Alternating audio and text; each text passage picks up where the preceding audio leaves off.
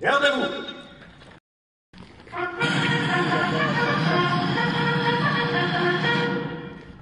Prêt pour les couleurs? Prêt. Envoyez!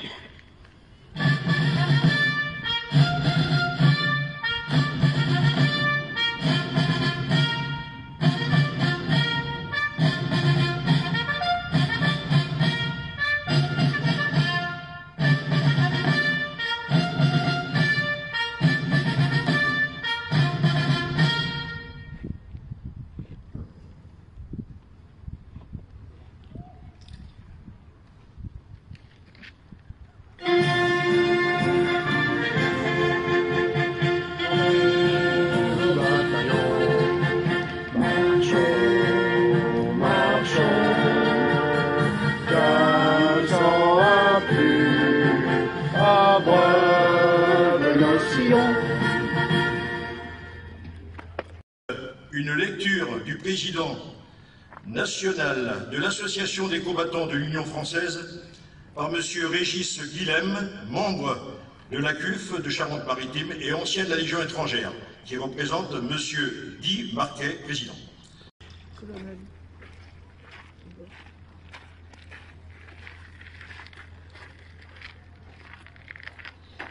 Merci.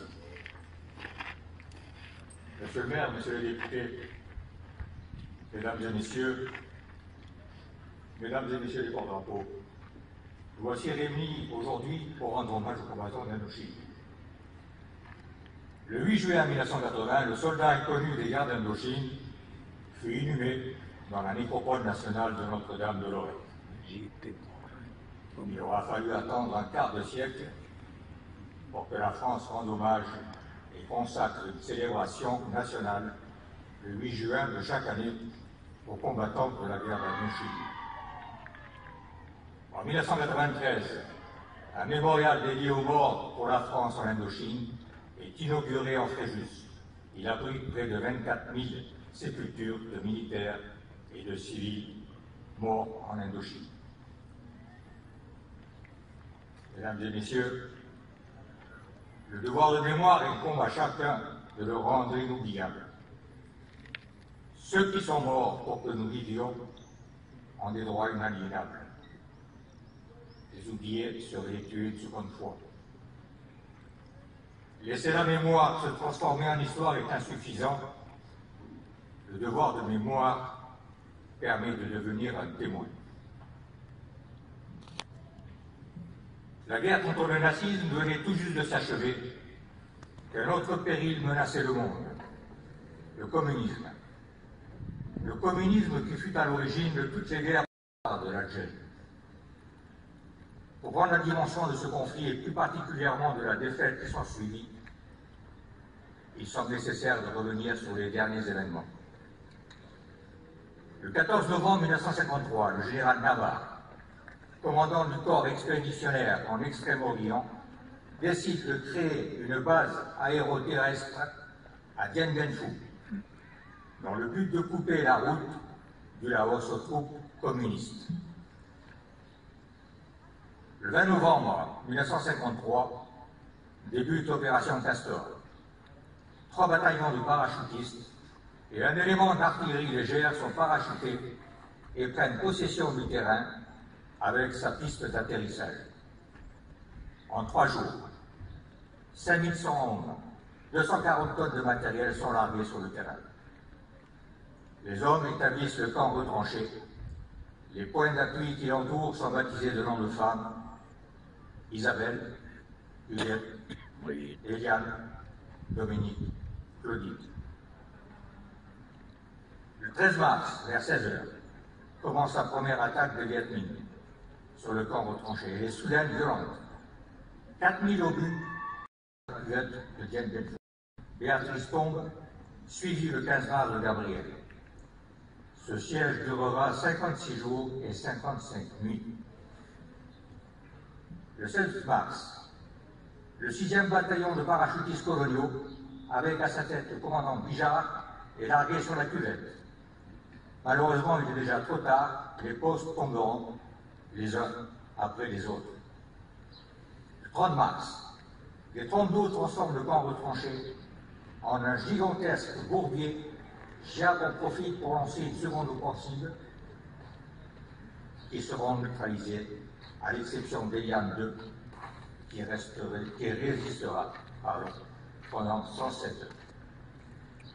Le 10 avril, les paras du commandant Bijard, appuyés par le 1er bataillon étranger de parachutistes, tentent de reprendre Eliane II après plusieurs heures de corps à corps. Dans la boue, la position est reprise. La bataille des 5 collines est une demi-victoire pour le Viet Minh. Le 1er mai 1954, c'est le début de la fin. L'artillerie ennemie attaque sans relâche le camp retranché. Le 7 mai 1954, le dernier bastion de résistance de Dien Bien Phu tombe et sonne le glas de la guerre d'Indochine. C'est une défaite, certes, mais l'héroïsme, le courage et le sacrifice seront unanimement reconnus. Les pertes militaires françaises sont lourdes. Plus de 47 000 soldats métropolitains, légionnaires et africains ont été tués, ainsi que 28 000 autochtones combattant dans le corps expéditionnaire. 17 000 dans les armées des États associés de l'Indochine. Pour sa part, les pertes du Viet Minh sont évaluées à 500 000. Le temps fait son œuvre. En dehors de cette commémoration naturelle, que reste-t-il dans la mémoire de ce terrible conflit?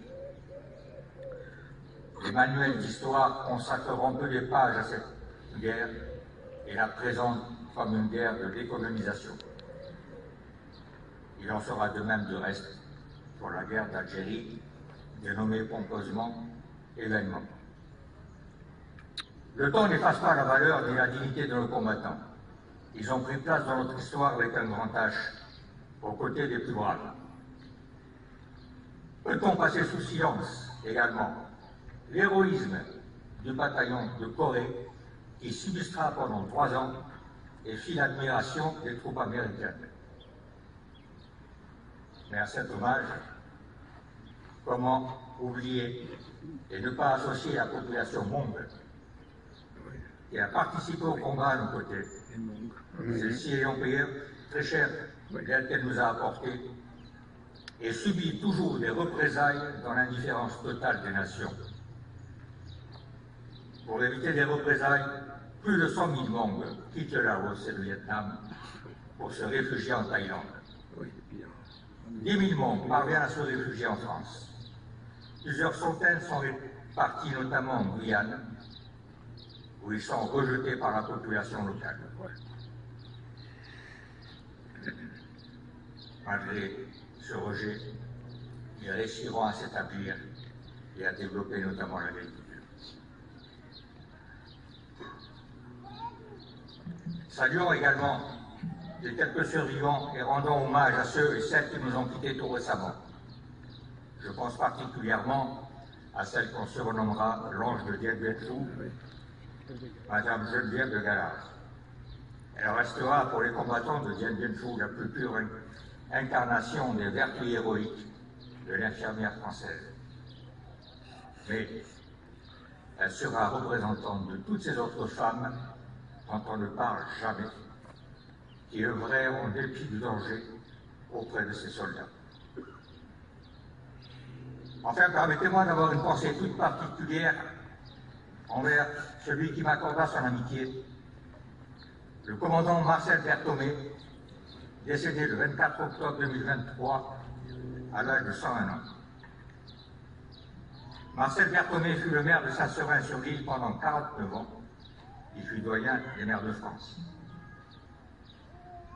Il était grand officier de la Légion d'honneur, avec un palmarès impressionnant de citations dont la majorité avec Palma. Héros de la guerre de 40, héros de la guerre d'Indochine.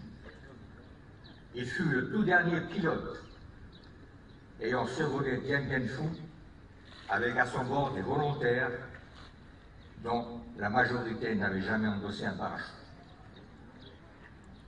Je ne pouvais pas évoquer ce triste épisode de la guerre d'Indochine en passant sous silence Frédéric Papéro. J'en ai fini. Mesdames et messieurs, je vous remercie de votre attention.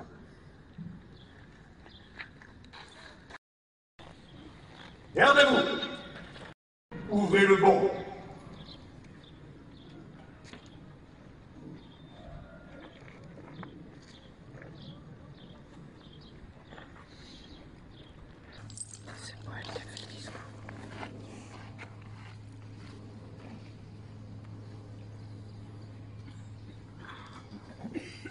Fermez le banc.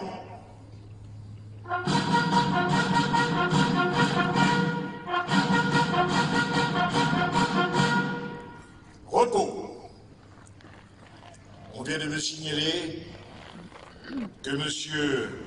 Guy Marquet, président national de l'Association des combattants de l'Union française de Charente-Maritime, est là, actuellement présent parmi nous, malgré sa grande fatigue. Merci beaucoup, on est très honorés.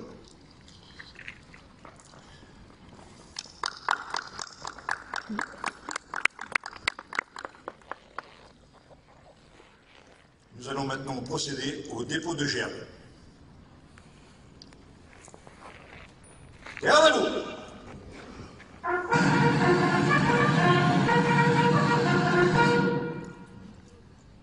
La première gerbe sera celle de l'Association départementale des amis et anciens d'Indochine, qui sera déposée par M. Régis Guilhem. Non, pas en tout cas, smart.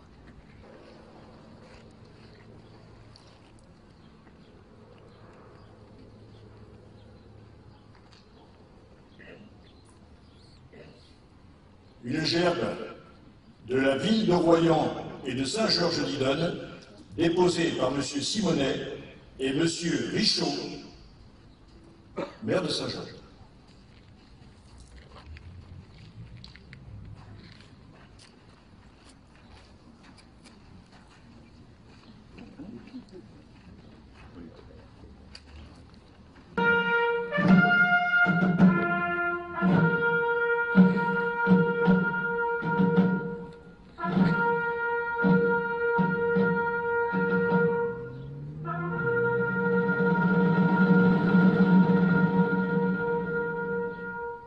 Moment de silence. Contre nous de la tyrannie, l'étendard sanglant élevé, l'étendard sanglant élevé.